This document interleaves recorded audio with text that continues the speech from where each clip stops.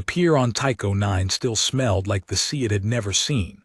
Salt brine pumped through coolant lines under the boardwalk, just enough to keep the carnival barkers happy and the tourists thinking of Earth, and Mike Howard had stopped noticing it sometime around his 40th winter on the moon. He noticed other things now. The way the floodlights buzzed against the dome. The way the gulls, engineered, lab-printed, harmless, coughed when they tried to call. The way his left leg ached when the artificial tide rolled in. The old shrapnel singing in his thigh like a tuning fork that hadn't been put down. He sat on the cargo crate with his coat collar up and his small dog asleep on his boot, and he watched the alien come up out of the dark water. She came up wrong. That was the first thing. Whatever she was, she had not crawled out of an ocean before, and her four-jointed arms shook against the gantry rail in a way that said she'd been moving for hours on willpower alone. The second thing was the wound. Mike saw it under the wet of her cloak, a clean burn across her shoulder, narrow and round, the kind of mark a phase pistol leaves when somebody who knows what they're doing wants you to bleed for a while before you die. The third thing was her eyes. They were the wrong color for fear. Vask's eyes went pale when they were scared. Hers were dark as a closed door. "Help," she said in something close to English. "Please." Mike looked behind her. The pier was empty. The amusement park behind him, the creature emporium, the broken Ferris wheel, the rusting bumper rail of the old grav coasters, was lit up for the evening crowd, and the evening crowd was somewhere else tonight, in the colony bars, drinking, because curfew was coming and nobody pretended anymore that curfew was a suggestion. He looked at the dog. The dog opened one eye, decided the situation was not yet his problem, and closed it again. "You armed?" Mike said. "No." "You bringing anyone?" "No." "You sure?" She made a sound that wasn't quite a laugh. If they were coming, they would already be here. Mike got up. His leg complained. The dog complained. He picked the dog up under one arm and offered the alien his other hand, and she took it the way a person takes the last rung of a ladder. "Move," he said. "Slow. We're going to walk like we belong here. And then I'm going to put you somewhere they won't look, and you're going to tell me who shot you, and I'm going to decide whether I'm a fool." She tried to smile. The smile didn't sit right on her mouth. Vask faces weren't built for it, but he saw the effort, and the effort cost her, and that told him more than anything else she could have said. She wasn't running because she was afraid. She was running because something inside her had already decided that being afraid was a thing for later. He liked her for that. He didn't want to like her for that. He hadn't liked anyone in a long time. They walked. The creature emporium had been built in the early years of the colony, when somebody with money and a sense of humor decided Tycho 9 needed a haunted house. It had ridden out 4 governors, 2 riots, and 1 minor plague, and now it stood at the end of the pier like a tooth that wouldn't fall out. Mike had been the caretaker for 19 years. He swept it. He locked it. He told the children about the wax monsters inside, and the children laughed at him in 3 languages, and he didn't care. The wax monsters were not the point of the creature emporium. The point of the creature emporium was the door behind the wax monsters. The door that opened into a corridor, that opened into a stairwell, that opened into a basement, that the colony's blueprints did not officially have. That basement was Dr. Doria's. Mike unlocked the front. The dog wriggled. The alien, and she was small now, smaller than she'd seemed in the water, like the wound was eating her from the inside, leaned on him without leaning. They went past the wax wolfman with the chipped tooth. They went past the painted cardboard mummy. They went past the trick mirror that made you tall and the trick mirror that made you sad, and Mike said, without looking at her, "I'm going to ask you one question, and I want a straight answer." "Yes." "Who are you?" She was quiet for the length of the corridor. He didn't push. He'd asked too many people too many questions in his life to push. "At the door behind the cardboard mummy," she said. "My mother is the matriarch." Mike stopped walking. The dog, perceiving a change in posture, opened both eyes. "Of what," Mike said carefully, "is your mother the matriarch?" "Of the Vask," she said. "Of all of them." He looked at her for a long moment in the low red light of the corridor, and then he opened the door behind the cardboard mummy, and he took the daughter of the alien queen down into Dr. Duria's basement. Duria was in the wheelchair as he always was, and the wheelchair was in the middle of the lab as it always was, and around him on the tables were the slow patient tools of his slow patient work. He looked up when Mike came in. He looked at the alien. He looked at the burn on her shoulder. He looked at the dog. He took all of it in the way an old surgeon takes in a wound, without surprise, without comment, without anything in his eyes at all. "Mike," he said. "Doc, you've brought me trouble. I've brought you a patient." "Same thing." "Not always." Duria wheeled himself across the floor. The wheels squeaked. He'd been promising for 19 years to oil them, and he never would, because the squeak told him where he was in the room without him having to look. He stopped at the alien's elbow and put 2 fingers against the wound and made a small sound deep in his throat that meant, in his private vocabulary, that the wound was not good, but it was not yet final. "Sit her down," he said. Mike sat her down. The dog jumped onto the bench beside her and pressed himself into her thigh and looked up at her with the unblinking confidence of small animals everywhere. Duria worked. He had been a great man once, Duria. He'd had a wife and a clinic and a name in 3-star systems, and then there had been a fire in a laboratory on Vesca Prime, and after the fire there had been a hearing, and after the hearing there had been the wheelchair and the long quiet ride down to a moon at the edge of nowhere. He didn't talk about it. Mike didn't ask. They had an arrangement. The 2 of them, Mike kept the door, and Duria kept the people on the other side of the door alive, and in between they didn't speak of why. Tonight Duria spoke. "This is going to bring them," he said without looking up. "I know. You don't know who. I know enough. You don't." He worked.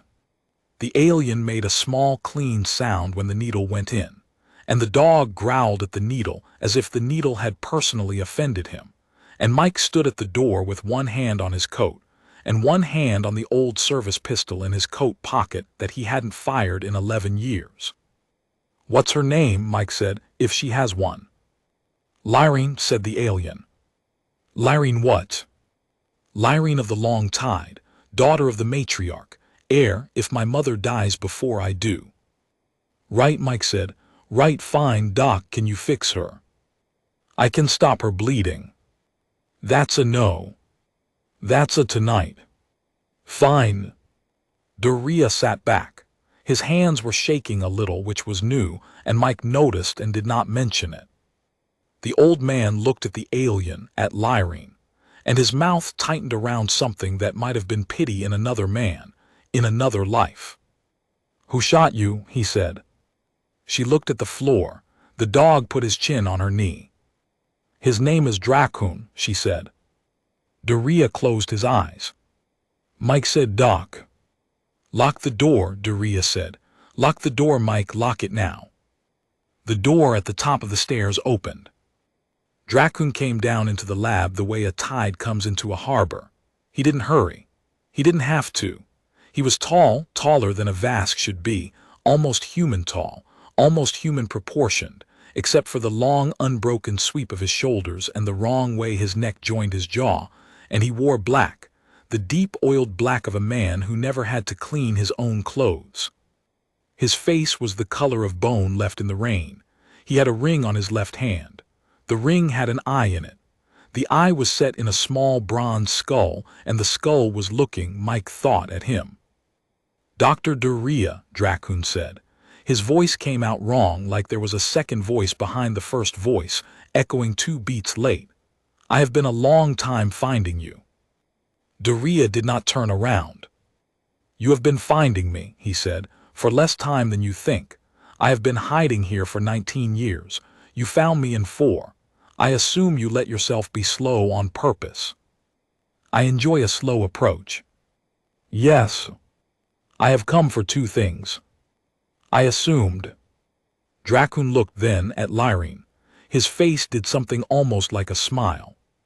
Mike, watching it, understood for the first time in his life what people meant when they said a smile could chill a room. The lab was already cold. The smile made it colder.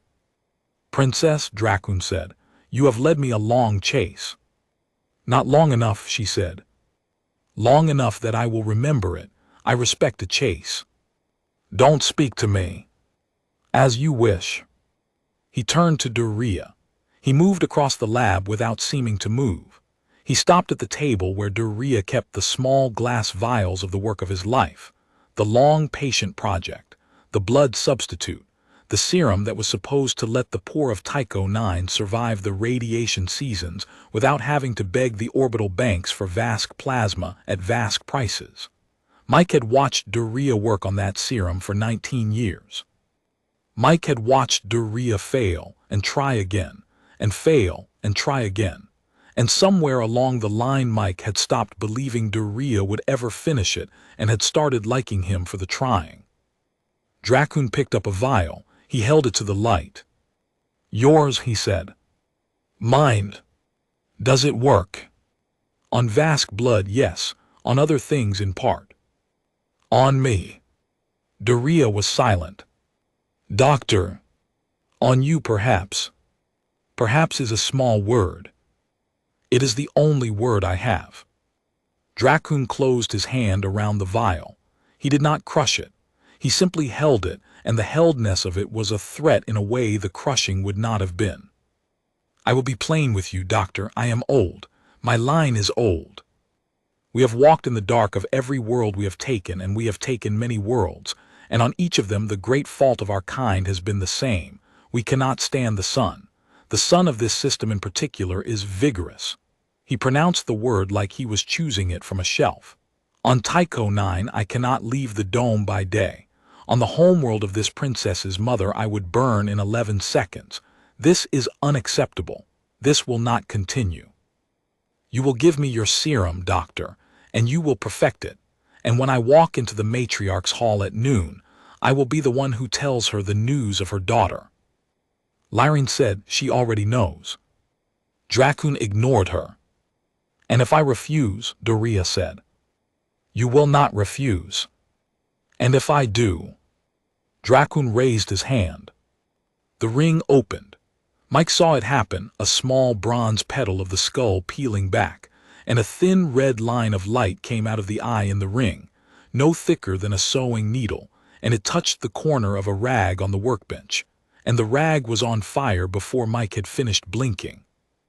Dracun lowered his hand. The fire on the rag went out on its own, having made its point. I have, he said, other tools. Mike said, get out of my basement. Dracun turned his head. He looked at Mike the way a man looks at a chair that has just spoken. Excuse me, he said. You heard me. Get out of my basement. The doctor doesn't take orders. I don't take guests after hours. You take that ring of yours and you walk back up those stairs, and you find another moon. Who are you? I'm the caretaker. Of what? Of this. Mike gestured at the lab, the door, the wax monsters above. All of this. This is mine. I keep it. You don't come into a man's house and threaten his friend and expect to walk out with what you came for. That isn't how it works. Not on Earth. Not here. Earth, Dracun tasted the word. Earth is very far away. Yeah, Mike said. I know. For a long moment they looked at each other. The old human in the long coat and the tall thing in black. And Mike felt the dog at his ankle press in against his shin. And he felt his hand on the pistol in his coat pocket. And he thought, with a calm that surprised him, I am 61 years old and I have one bad leg, and I am about to die in a basement, and that is all right, because I am going to die in front of this door. Dracun smiled again. I respect a chair that speaks, he said. He walked out. He walked slowly back up the stairs. They heard the door at the top open. They heard it close. They heard the small click of the lock that Duria had installed years ago, A locked Dracoon had not seemed to find difficult. Lyrin exhaled. The dog, having survived without being asked to do anything about it, fell instantly asleep. Mike took his hand off the pistol. He found he was shaking. "Doc," he said. "I know." "What is he?" "He is what I made," Doria said, "before I was put in the chair." Mike turned to look at him. The old man was bent forward over the bench. His hands were in his lap. He looked smaller, suddenly, than he had ever looked. "I didn't make him alone," Doria said. "Understand me. I was not the architect. I was a stonemason. I cut where I was told to cut. There were 9 of us in that lab. We were trying to build a thing that could survive a war, and we built it, and the thing turned on us, and the thing burned the lab, and the thing walked out. And now the thing is a count of the High Vask, and it owns 3 moons, and only one of us got out of that fire alive. They put me in the chair. They told me to die quietly. I have not died quietly. I have been building here the thing that might undo him." "The serum." "No, the serum is the cover. The serum lets the poor of this rock survive the seasons. The serum is what I do to sleep at night." "Then what?" Doria wheeled himself to the back of the lab. He pulled a sheet off something Mike had never asked about. Mike had assumed it was furniture. It was not furniture. It was a body on a slab. It was very specifically not a Vask body. It was not a human body either. It was a body that had been many bodies once, and had been put together by someone who had stopped caring about which parts came from where. Its face was a long, sad mask.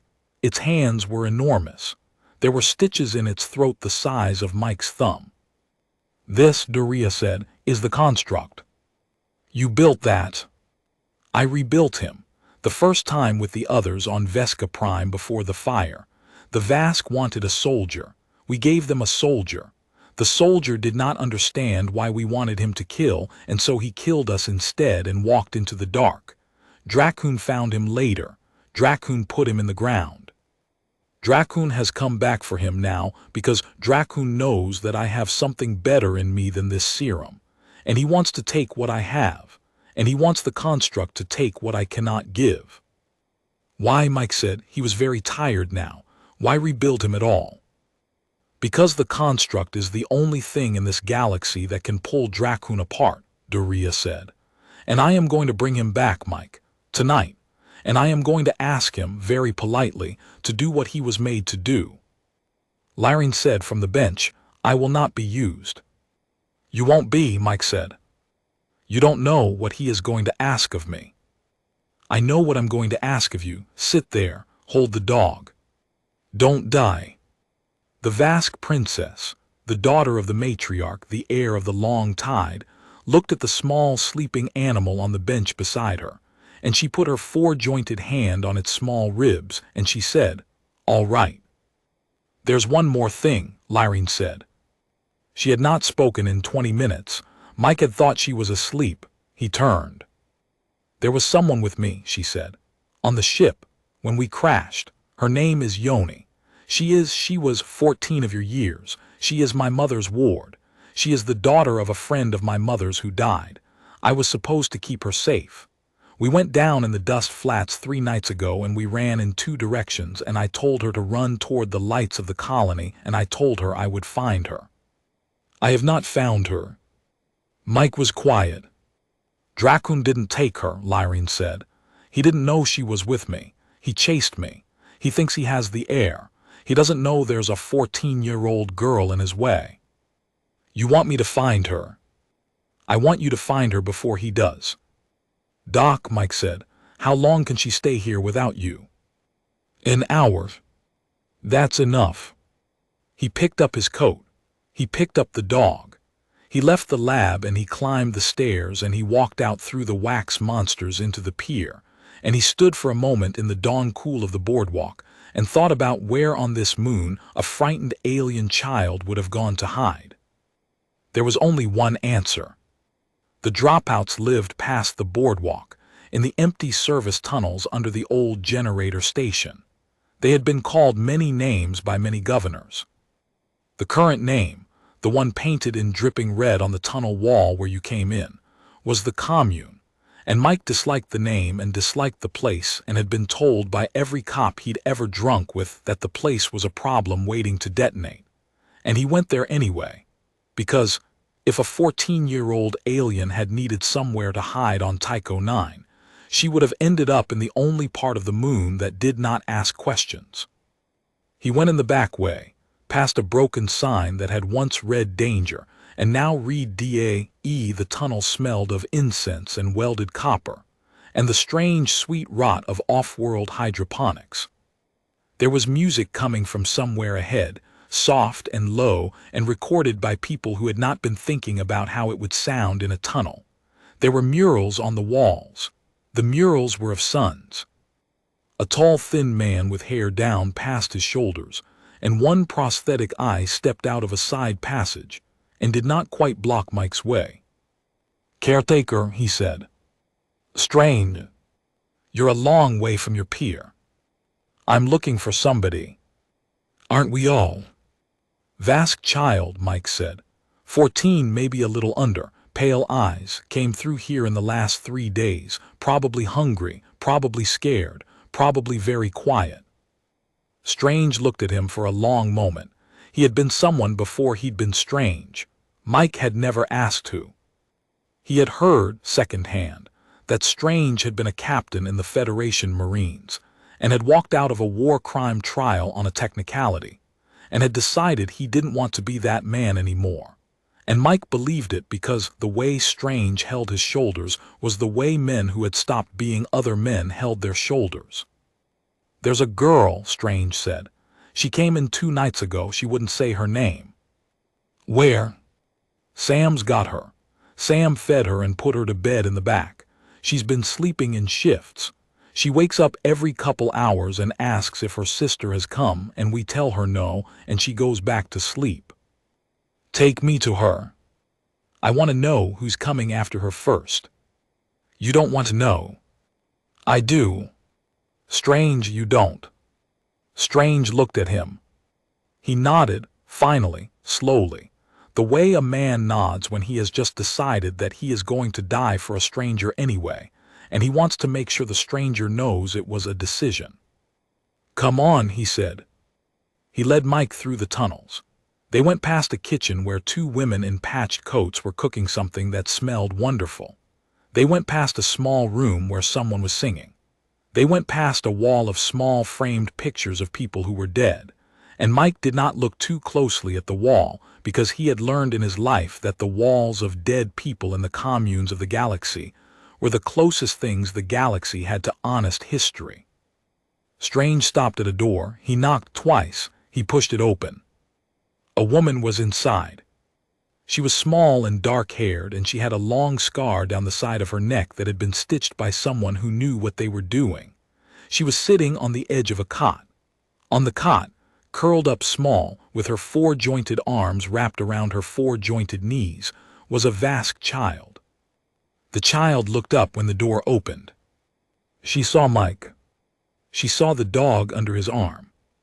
She made a small sound, and the small sound was the sound of someone who had been holding her breath for 3 days finally letting it out.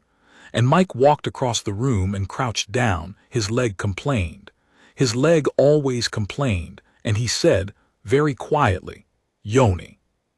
"Yes. Your sister sent me." She made the small sound again. Tears came out of her dark eyes. Vask children, it turned out, cried like human children.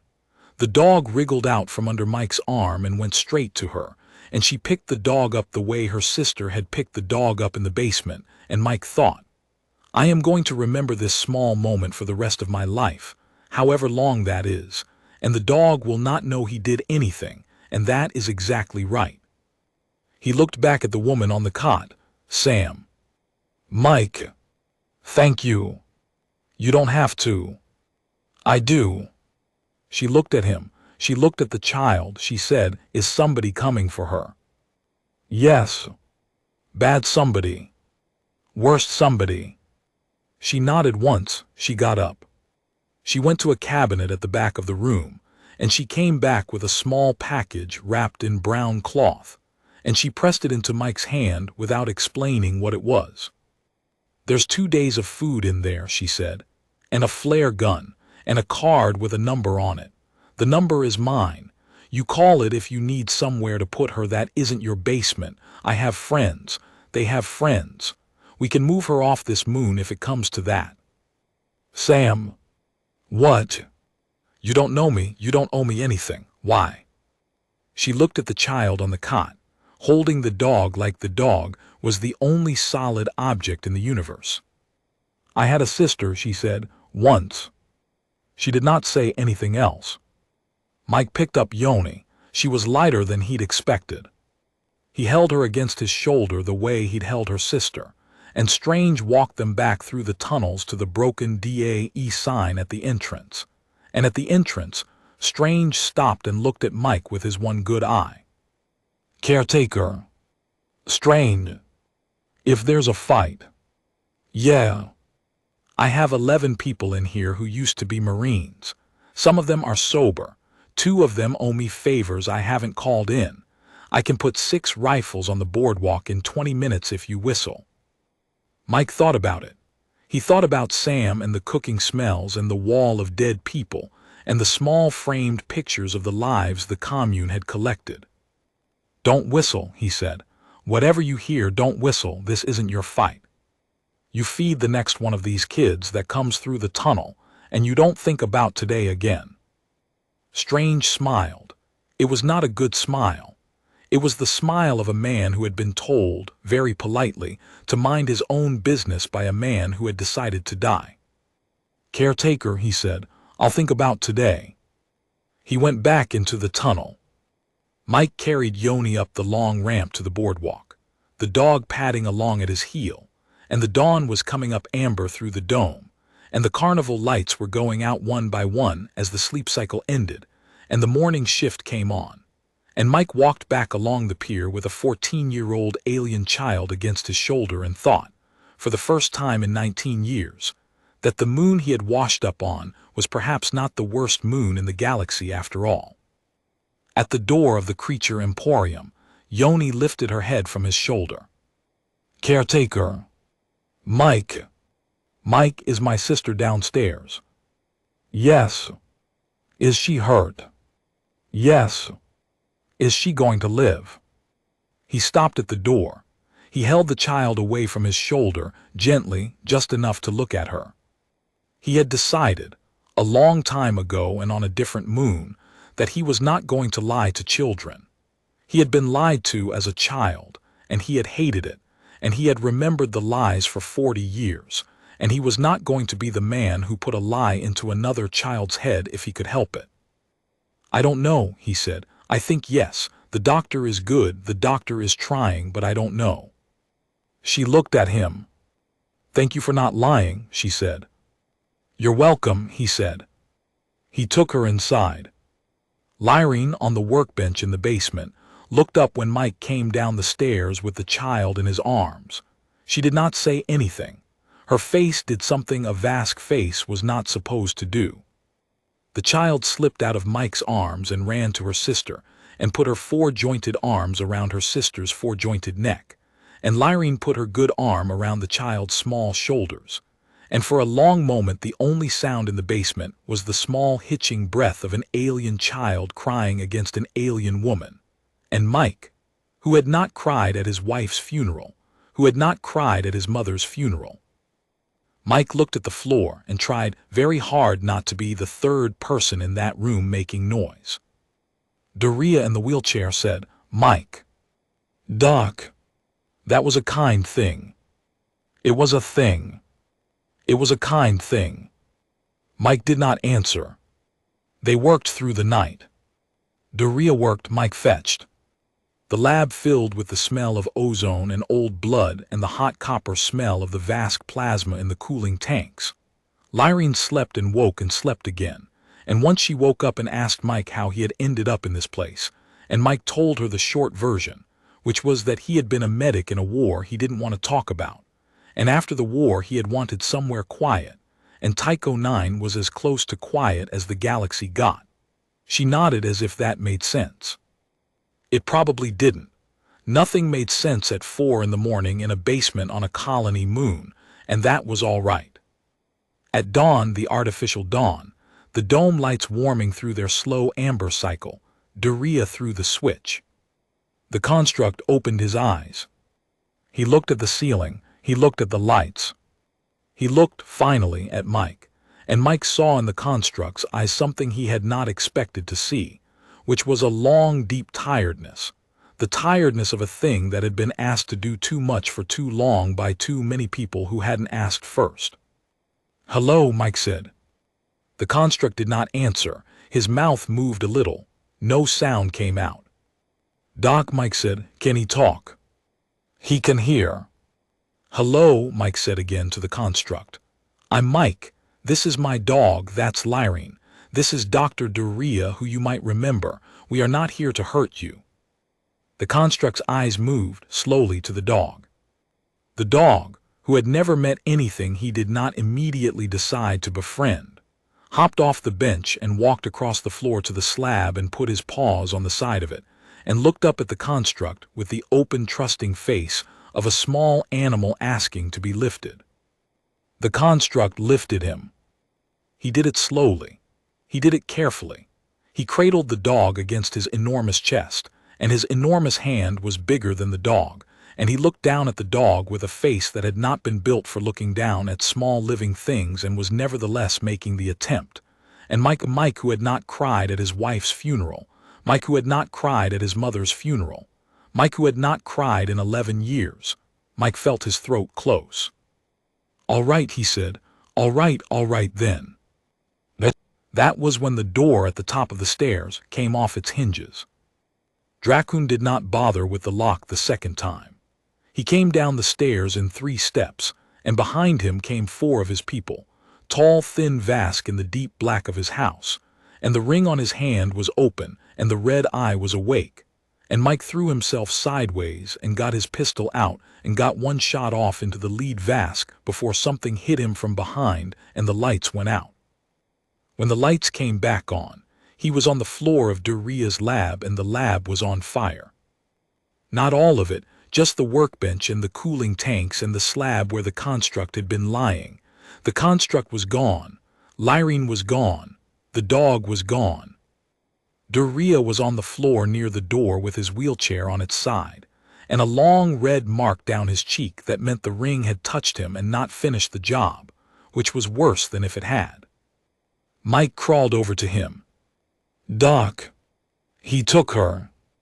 "I know. He took the construct." "I know." "Mike, listen to me." "I'm listening." The chapel, the old chapel, out past the dome wall in the dust flats where the first colonists buried their dead. He keeps his rest there. His coffin is in the floor. He took her there because he wants me to come. He wants to use me to finish the serum. He's going to wait until sundown and then he's going to do what he is going to do. You have to go. You have to go now. You will not be in time. I'll be in time. You won't. Watch me. He got Doria to a corner where the fire wasn't. He put Doria's hand on a bandage. He took the old man's pistol out of the desk drawer, because his own had 3 shots left and 1 trigger pull he wasn't sure of. He climbed the stairs through the smoke. He came out into the creature emporium past the wax wolfman with the chipped tooth, and the front door of the emporium was open, and the boardwalk beyond was empty in the long amber dawn. He went to the rail. He looked down the pier. There were tire tracks in the salt dust, fresh ones, leading off across the boards toward the dome wall and the gates and the dust flats beyond. He went to find a vehicle. The chapel had been built by the first colonists out of foamcrete and the broken shells of 3 landing modules, and it had been abandoned by the second colonists, and it had been abandoned again by the third, and now it stood in the dust flats outside the dome the way a piece of bone stands in a field. The roof had cracked. The windows had gone. The graves around it had blown half open in the wind seasons, and the markers were gone, and the names of the dead were gone with them, and the chapel itself sagged in the middle like an old man who had forgotten what he had been about to say. Mike came up on it slow in a stolen cargo crawler with the lights off. He stopped in the dust a quarter-mile out. He got down. His leg burned. He'd been running and driving and not sleeping for 36 hours, and the leg was telling him about all of it. He didn't care. He had 3 shots in the pistol and 2 in the spare. He had a flare in his coat pocket from the crawler's emergency kit. He had a small folding knife. He had a small piece of bread he had taken out of Duria's drawer because he hadn't eaten since the alien had come up out of the water, and he ate the bread now, in the dust, watching the chapel. There were no guards outside. Dracun did not need guards. Mike walked up to the chapel door. He didn't knock, he pushed it open. Inside, the chapel was dark. The windows were boarded. Dracun stood at the front by the broken altar, with Lyrene tied to a railing by her wrists and her ankles, and the construct stood beside Dracun with his enormous head bowed. And the dog, Mike's dog, his small, ridiculous dog, sat at the construct's feet, watching the door, watching Mike. Dracun turned. "Ah," he said, "the chair." Mike walked into the chapel. He did not stop walking. He walked down what had been the aisle, and he stopped 20 feet from Dracun. "Let her go," he said. "No. Let her go, and I'll walk back out, and I won't tell anyone where the chapel is." "You will not tell anyone where the chapel is regardless. You will be dead in 2 minutes." "Probably." "Then why come at all?" "To ask." Dracun looked at him for a long time. Then he did something Mike had not expected. He laughed. It was not a good laugh. It was the laugh of a thing that had not laughed often, and the laugh did not fit on his face, and the echo behind his voice doubled it, made it sound like 2 of him laughing at once. "Old man," he said, "I have lived for 400 years. I have asked nothing. I have taken everything. And you come into my chapel with a service pistol and a bad leg, and you ask. I will tell you what I will give you. I will give you the courtesy of a clean death. I will give you the courtesy of letting your little princess watch." He raised the ring. Mike had been waiting for the ring. He had been watching the ring since the basement, watching how it opened, watching the small bronze petal of the skull peel back. He had been counting, in the part of his head that always counted in the bad moments, the medic part of his head, the part that knew exactly how long it took a heart to fail, and exactly how long it took a hand to move. And he had counted that the ring needed half a second to open before it could fire. He didn't have a weapon that would beat the ring. He had a flare. He pulled the flare from his coat. He pulled the tab. The flare flared, hot and white, hotter than the inside of a furnace, and Mike threw it, not at Dracun, who would have caught it or burned it out of the air, but past Dracun, low and underhand, right into the broken open chest of the construct. The construct lit up like a sunrise. He did not scream, he did not stagger. The flare burned, white and merciless, against the long stitched skin of his ribs, and the construct looked down at the flare burning into him, and looked up at Dracun, and looked at Lyrene tied to the railing, and looked at the dog at his feet, and looked last at Mike. He bent down. He picked up the flare. He held it out in his enormous hand toward Dracun. Dracun stopped laughing. "You will put that down," he said. The construct shook his head.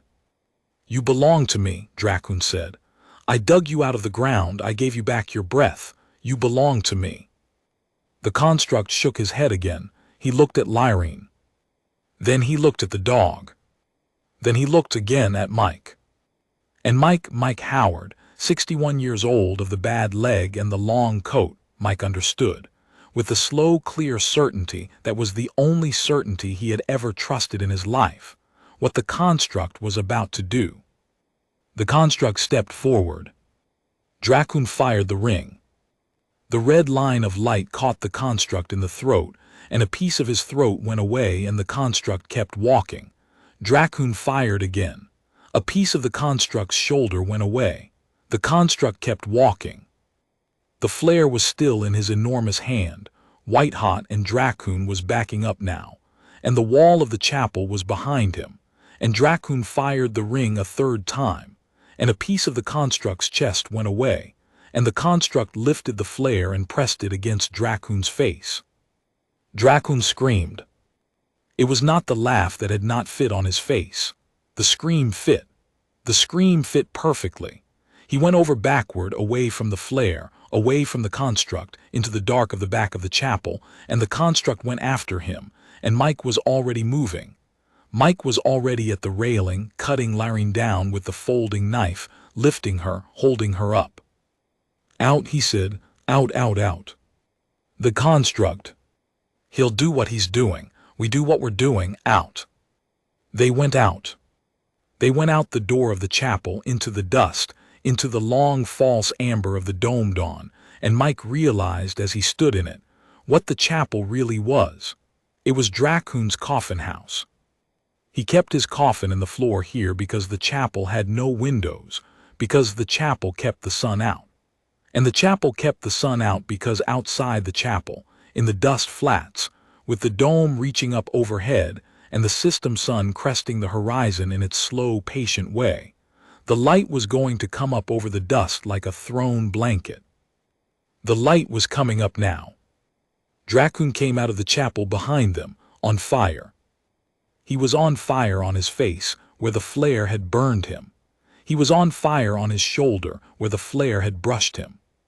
He was on fire because the construct behind him had taken the burning flare in both enormous hands and had pushed it into Dracun's chest, and Dracun had broken free, and Dracun had run, the way nothing that proud should ever have to run, out into the dust, out toward the cargo crawler, out toward what he must have thought was escape.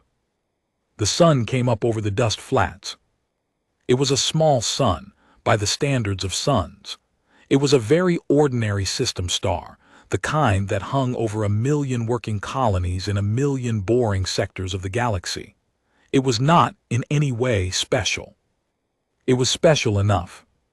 Dracun stopped running about halfway to the crawler. He did not stop because he wanted to stop. He stopped because his legs stopped, and then his arms stopped, and then his face, his long bone-pale face, turned toward the sun, and Mike saw in the slow, clean light of the morning the look of a creature that had spent 400 years arranging the galaxy so that this exact moment would not happen and had failed, finally, after all that work, to arrange it. Dracun went out like a candle. He went out from the edges inward. His coat went first. His skin went next. His face, the long bone-pale face, the wrong pale eyes, the mouth that had laughed went last. And then there was nothing in the dust where Dracun had been, nothing but a small drift of fine gray ash, and the ring sat on the ash like a tooth on a plate. Mike stood in the dust. He held Lyrene up against his shoulder. She was shaking. He was shaking. The dog had come out of the chapel and was sitting at his ankle, looking up at him with the small, unshakable certainty of small animals, and the construct stood in the doorway of the chapel, and the construct had stopped walking, and the construct was looking down at his own enormous hand, where the flare had gone out, where the light had gone out, where the long, patient strength of him was going out too. He had taken too many hits from the ring. Mike saw it. The medic in him saw it. There were holes in him that were not closing, and there were going to be more holes, and the construct was going to come apart now the way old buildings come apart, slow and steady and all at once. The construct looked at Mike. Mike walked back to him. He did not say anything for a moment. He didn't have anything he trusted himself to say. He put his hand on the construct's enormous arm, and the construct looked down at the hand, and the construct's face did, very slowly, what a face does when it is trying to smile for the first time. "Thank you," Mike said. The construct nodded once. He sat down. He sat down the way a building sits down, slow and final, with his back against the chapel wall. The dog walked over to him and climbed into his lap, and the construct put his enormous hand around the dog, the way he had in the basement, and he closed his eyes. He did not open them again. Mike stood there in the dust for a long time. Lyrene at his shoulder said, very quietly, Mike. Yeah. My mother is coming. I figured. She'll be here soon. Yeah. I want to tell you something before she gets here. Yeah. You didn't have to do this. I know. You didn't know who I was. I knew enough. You didn't know my mother was the matriarch. It wouldn't have mattered. She was quiet for a moment. It will matter to her, she said. It will matter to her very much. The vast cruiser came down out of the dome ceiling like a hand lowering. It was beautiful. It was a deep oiled black, the same black that Dracun had worn, but where his black had been the black of polish and arrogance, the cruiser's black was the black of distance, of cold, of the long, quiet, patient parts of the galaxy that no human had ever seen. It set down in the dust without a sound. A ramp came down. A second figure followed her down the ramp, small and unsteady, and Mike saw with a stab of something he could not name that it was Yoni. Yoni in a clean robe the same shell pale as the matriarchs. Yoni with her hair brushed. Yoni holding the hand of an old Vask woman in a deep blue cloak who must have been her grandmother or her aunt, or whatever the Vask called the old women who held the hands of children at terrible moments. Mike had sent Yoni up to the cruiser with the doctor's emergency beacon an hour before the chapel. He had not been sure the beacon would work. He had not been sure the cruiser would come. He had been very sure that putting a 14-year-old child in a basement that Dracun knew about was a thing he would not do twice. Yoni saw him from the ramp. She raised her small hand. He raised his. Then the matriarch walked out alone, and the old woman in the blue cloak kept Yoni at the ramp, and the small wave was the only sign Mike had that the part of the morning he had been most afraid of, the part where the child had to live or not live, had gone the way he wanted. She was tall, she was old.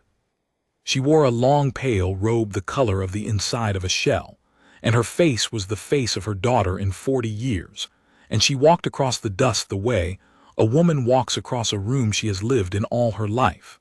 She stopped 6 paces from Mike and looked at him, and looked at the burning chapel behind him, and looked at the ash where Dracun had been, and looked last at the dead construct against the chapel wall with the small live dog still in his lap. She knelt down, the matriarch of all the Vask, in the dust of a moon she had not visited in 200 years, and she put her hand on the construct's hand. She said something in a language Mike did not know. Then she stood up. She came to Mike. Caretaker, she said. Her voice had no echo. Her voice was simply her voice. Ma'am, you saved my daughter. Yes, ma'am. You knew when you saved her who she was. Not at first. At what point? In the corridor of the creature emporium, past the cardboard mummy, before the door. And what did you do when you knew? I opened the door, ma'am, and I took her downstairs. The matriarch was silent for a long moment. She said, I am told that on your earth there is a custom in which a person who has saved the life of another is given a debt, and the debt is repaid in a thing that the saved person can give, and the saving person cannot get any other way. Is this true? Sort of. It is true with us also.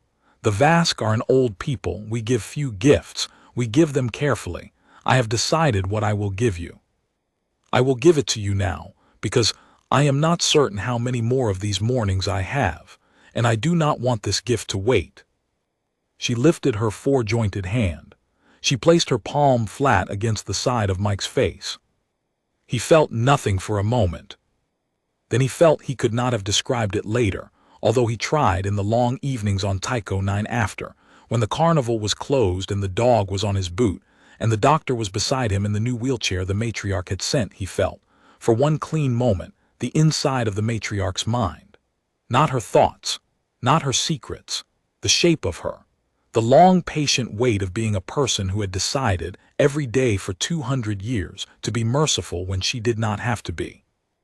And he understood in that one moment that what she was giving him was not a power, and not a title, and not a ship full of gold, and not a country he could rule. She was giving him recognition. The Vask did not give recognition to humans. The Vask did not give recognition to anyone outside the Long Tide. The Vask had been refusing to give recognition to outsiders for 9,000 years, and that refusal was older than every civilization on Earth put together, and it was the wall against which all of human diplomacy had bled itself white for 3 generations. The matriarch was taking the wall down. Not for humanity, not for the Federation, not for any grand cause. For Mike. For an old man in a long coat who had opened a door behind a cardboard mummy and said, "Sit her down." She took her hand away. "It is done," she said. "You are Vaskkin now. The Long Tide will hear your voice. The Long Tide will know your name. When you speak in any hall of hours on any moon of hours, you will be heard before kings. When you ask, you will be answered. When you stand against a thing, the thing will fall. This is what I give you, Mike Howard, caretaker of the Creature Emporium. I give you the ear of my people. Use it well." Mike was crying.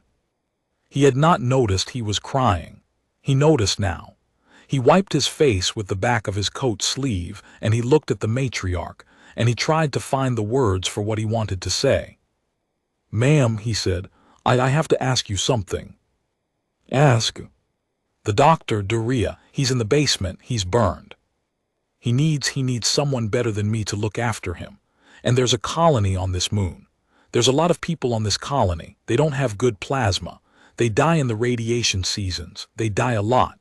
The doctor was working on a thing that would help them. I would like to ask you, ma'am, if I'm Vaskkin now, if your people would help. Not him, them, the poor of this moon. They never asked for any of this. They never even knew it happened." The matriarch looked at him. She looked at him for a long time, and her face did not change, but her eyes, which were the same dark closed-door eyes that her daughter had, her eyes did something that was not quite a smile. "Caretaker," she said. "That was the first thing you asked for." "Yes, ma'am." "Not for yourself." "No, ma'am." "Not a ship, not a hall, not a fortune."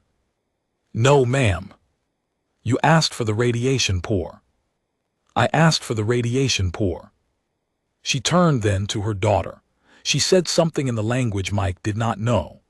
Lyrene, who was still leaning on Mike's shoulder, who had not let go of his coat since the dust flats, who was quietly weeping in the way that Vask wept, which was without sound, answered her in the same language. The matriarch nodded. She turned back to Mike. "You will have," she said, "what you have asked for. There will be a plasma station in orbit of this moon within the year. There will be doctors. There will be supplies. The radiation seasons will not kill the poor of Tycho 9 again. This is a small gift by the standards of what I gave you. But it is, I think, the gift you wanted, and I will not insult you by refusing it." "Thank you," Mike said. "Do not thank me, thank yourself. I am only the one who said yes." She bowed to him. The matriarch of all the Vask bowed to a 61-year-old human caretaker of a sideshow on a moon at the edge of nowhere. And Mike, who had not been bowed to in his life, did the only thing he could think of, which was to bow back. The small, awkward bow of a man who had never bowed and did not know how. And the matriarch saw the bow and did not laugh, and Lyrene did not laugh, and the dog, asleep in the construct's lap, did not laugh. The matriarch took her daughter back to the cruiser. Lyrene, at the foot of the ramp, turned back. "Mike," she said. "Yeah. I'm going to come visit you." "All right. I'm going to come a lot." "All right. Keep the dog." "I was going to." She smiled. It still didn't sit right on her mouth. He liked it anyway. He liked it very much. Yoni came down the ramp behind her, the small bright Yoni in the shell-pale robe, and she ran the last 6 paces and threw her 4-jointed arms around Mike's waist and held on. "Mike," she said into his coat. "Yeah. I told them about the dog." "Did you?" "I told them the dog is the reason." The reason for what? Everything. Mike laughed. He had not expected to laugh. He put his hand on the back of her small head and he laughed, in the dust, with the sun coming up over the dust flats, and the dog at his ankle looked up at him as if to say, well, obviously. Go on, he said. Your mother, your aunt, they're waiting. Can I come back? Whenever you want. Promise. I promise. She let go of him. She walked back to the ramp. She turned once halfway up and waved with both four-jointed hands, and Mike waved back with his one, and that was the last time he saw Yoni for almost a year, although when he did see her again she was taller, and she still picked up the dog the same way. The cruiser went up into the dome ceiling and was gone, and Mike stood in the dust with the dog at his ankle and the dead construct against the chapel wall and the small drift of ash that had been Dracun, and he reached down, and he picked up the ring. He looked at it. The eye in the ring was dark now. The small bronze petal of the skull was closed. The ring was, in the end, a small dead thing in his palm, the kind of small dead thing that a person finds on a beach after a long storm and turns over once and puts down again. He put it down. He walked back to the crawler. He whistled. The dog came. He put the dog on the seat beside him. He drove back through the dust flats toward the dome, toward the pier, toward the creature emporium, toward the wax wolfman with the chipped tooth, and the door behind the cardboard mummy, and the old man in the basement who was going to need a new wheelchair and a new lab, and a long, quiet conversation about what came next. The sun was up over the dust flats behind him. It was a small sun. It was a very ordinary system star. It was enough. In the years that followed, when the plasma station was up, and the radiation seasons came and went without the small white crosses being added to the long row outside the colony hospital, people on Tycho 9 sometimes asked the old caretaker at the end of the pier what had really happened that morning in the dust flats. He always said the same thing. He said he had opened a door. He said a young woman had come up out of the sea, and he had asked her if she was armed, and she had said no, and he had decided to believe her. That was all. That, he would tell them, was what the Vask had given a name to, and what the humans had not had a name for, and what every species in the galaxy with a working heart had needed a name for since the first cave was painted. The matriarch had a word for it. The word was kin. Mike Howard, caretaker of the creature emporium, would shake his head when he said it, because he did not feel like anyone's kin, particularly. He felt like a 61-year-old man with a bad leg and a small dog, who had once opened a door behind a cardboard mummy and said, "Sit her down." The matriarch had decided, on a moon at the edge of nowhere, that those two things were the same thing. Mike had decided in the years after that maybe she was right. The sun came up every morning on Tycho 9. The doctor mendied. The dog grew old and a new dog came and then another. Lyrene visited. Yoni visited more. The wax monsters in the emporium got dusted and replaced and dusted again. Strange came up to the pier once a year for a drink. Sam came twice. There was, on the wall of the basement lab, beside the new clean equipment and the running serum vats and the medical bay that served the radiation poor, a small framed picture of an enormous hand cradling a very small dog, and nobody on Tycho 9 except Mike Howard and Dr. Doria knew whose hand it was, and that was all right. That was, Mike thought, exactly right.